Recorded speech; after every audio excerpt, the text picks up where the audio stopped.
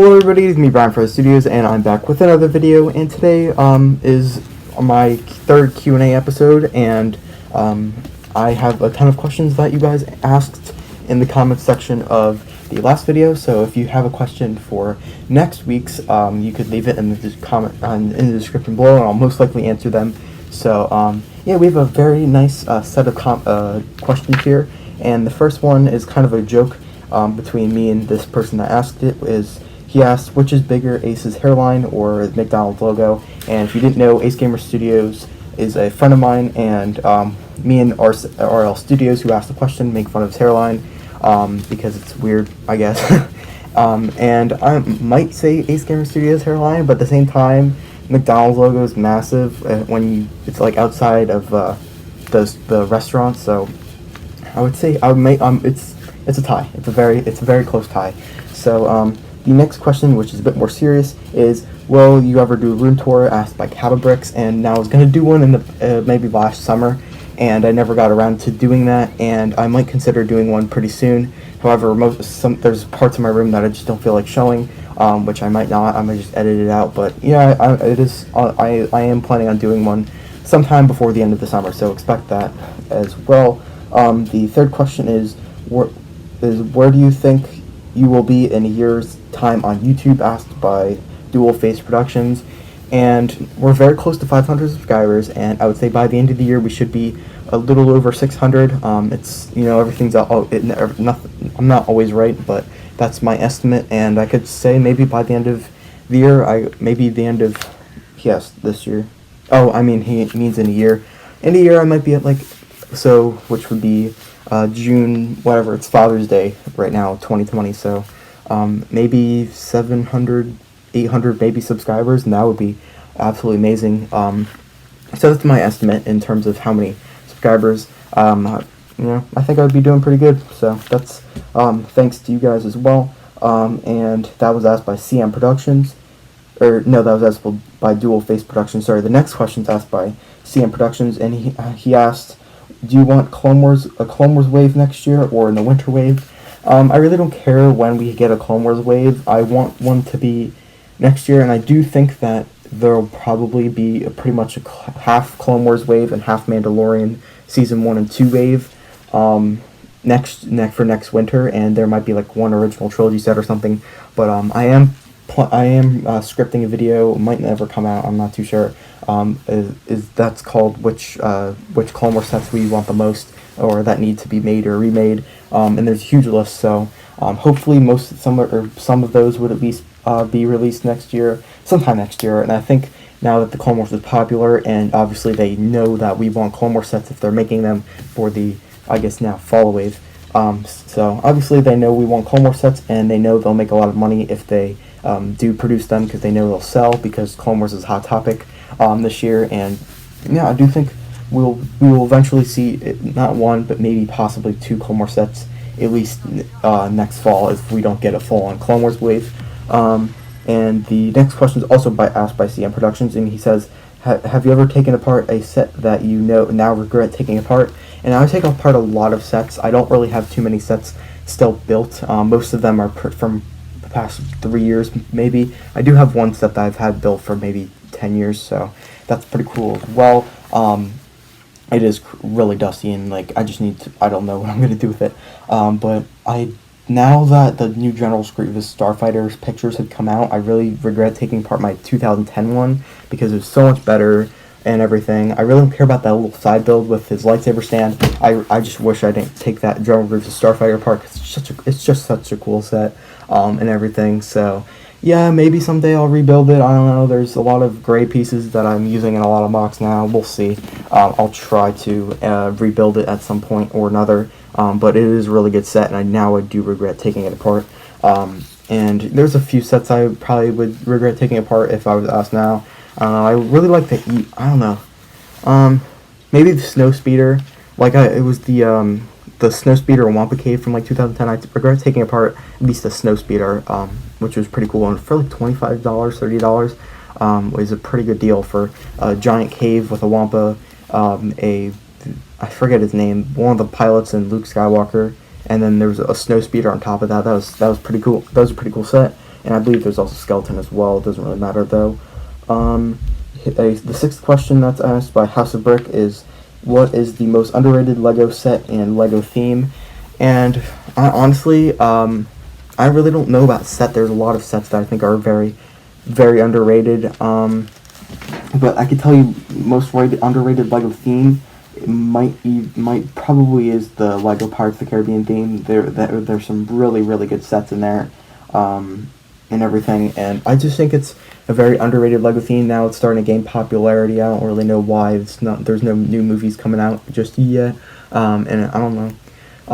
Underrated Lego set. It might be at least I think the most underrated Lego set might be the Venator or whatever, the Battle on Titan set from the Infinity War sets, line of sets, and then also the little pod, which, they are very popular sets, but I don't think that it really got enough attention. It was just such a good set. It included Thanos, which I know a lot of people had problems with. I didn't really have a problem with it. And then the Mark 50 Iron Man, which was absolutely amazing figure, one of the best figures Lego's ever made.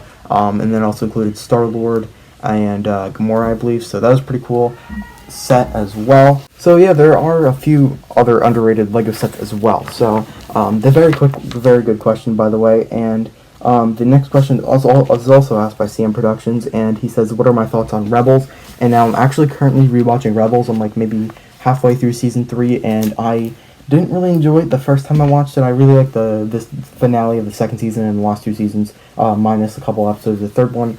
But I am really enjoying all Rebels. There are a few duds here and there, which is expected from a TV show that ran 4 seasons. There's even a few duds in the Clone Wars as well, with some of the arcs, but I am really enjoying it. I guess Ezra's still kind of annoying even in season 3, but I think he's a good character. I don't know, he's just annoying. He's not really a bad character though. The writing is okay. It's kind of the same. It feels the same every time. It's kind of repetitive, but it is a fun show to watch, and I absolutely love Thrawn. He's such a good Star Wars character. The only reason I believe the only reason the Rebels still survived the entire show, minus Ezra, if he ends up being dead or not, is because they had plot armor. Because there was no way they could have survived everything that Thrawn had done to them throughout the show. So yeah, that's my opinion on Rebels. And now the next question is asked by Mika Nike Productions, and what is my favorite Star Wars quote? And I love a lot of Star Wars quotes. Some of them are kind of cringy, especially from the prequels, but at the same time, Episode 3 has some really damn good quotes.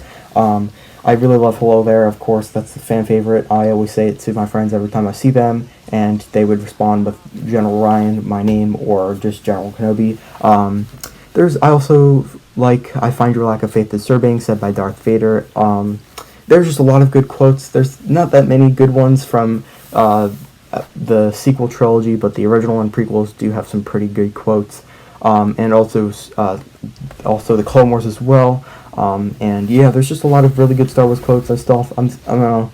It's kind of a hard question to just think of super quickly, but yeah, there's a lot of good Star Wars quotes, and the writing is kind of bad in the prequels, at least the first 2 episodes, but the third one had some pretty spicy quotes. So the next question is. It's not really a question, I guess, but face reveal 500 subscribers. No, I have something different planned for that, but if I do end up going to a convention later this year, which might be Brick Fair, New Jersey, I think, if I might not go, I'm still deciding and really it's not up to me, it's more up to the world and how stupid they have to be, but yeah, I probably might go, and I guess at that point, I can't really prevent people from not looking at my face. So I guess 1,000 subscribers, I'll do it. I've always said that, and I think I'll just do that because I really don't care. I've done it now. It's been a privacy reason. I guess it made sense when I was younger because I was still a kid. But now I'm a bit more grown up. I can take care of myself and stuff. Yeah, so I think it's fine. But the second to last question, actually it's the last question, is how many 500 Battlepacks will you get? Asked by CM Productions once again, and I just don't know. It depends on almost everything. I think on August 1st, since they're not coming out in America, then I might just eBay or just somehow get one of the 500 Battlepacks. I'm fine paying any price under $50 for just to get one a month early for us, and then I guess I'll get like 2 or 3 on September 1st, but I do plan on getting a minimum of 4. So that could be a lot higher than 4. I don't know. It really depends if they're on clearance, when they're on sale, how much money I would have to spend on them, and yeah, I do plan on getting a lot. Don't plan on getting like up to 20. I don't think I'm not gonna get up that much. That's absolutely crazy. But I do think I'll be getting a decent amount. But the thing is, also, I don't need that many bark speeders or ATRTs. Like I don't want to army build those or anything. So I guess I might just bricklink 501st troopers, because they'll be like $3 to $5 a piece since they come in a cheaper set and there's 3 of them. So I really don't care at all. I just really want those 501st troopers. I'm definitely getting a minimum 4, probably maximum of 10. I don't know. It's everything. Time will tell. I'll let you guys know. And I'll probably do a 501st Army video or just Clone Army video. I don't have that many clones now. And, I have a decent amount of clones, maybe I have like 20. But the thing is, they're all from like different legions and everything. There's like 4 or 3 are from different legions, and it's kind of a lot. It doesn't really make that sense. And plus, some of them are kind of trashed. I don't know. I might just paint over a couple of them and make them like I had a trashed Phase 1 clone. I just made a Captain Rex custom. I'm pretty sure I'm gonna do Bly and Cody sometime. So. At least Phase 1. I don't have many Phase 2s at all, or that I'm willing to paint over, so, yep, that's kind of my plan for this. So, yeah, that's it for this video, guys. Hope you guys all enjoyed, and I'll see you next video. Goodbye. And also remember to ask a question for next week's video. I greatly appreciate them, and you might get answered. So, yeah, bye.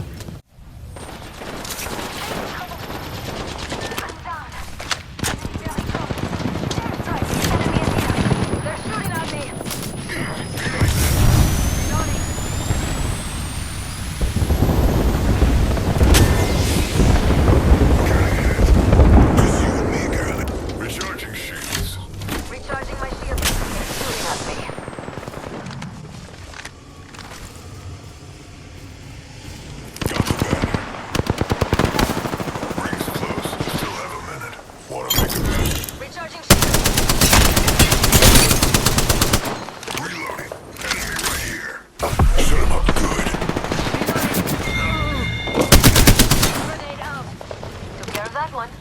40. Hold on, I need to heal. Quick, heal.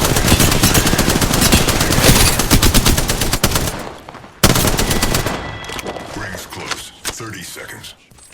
Shields are low. Recharging them. I have eyes on the enemy. Get over here. Next victim. Right here. Shut up. Get in the ring or I'll kill you myself.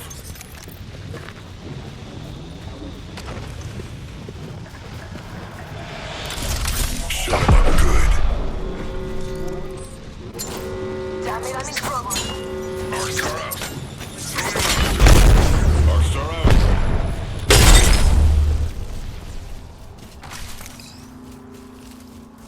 Isn't this interesting? Too bad your parents aren't alive to see this. Get your claws Go off. here, now.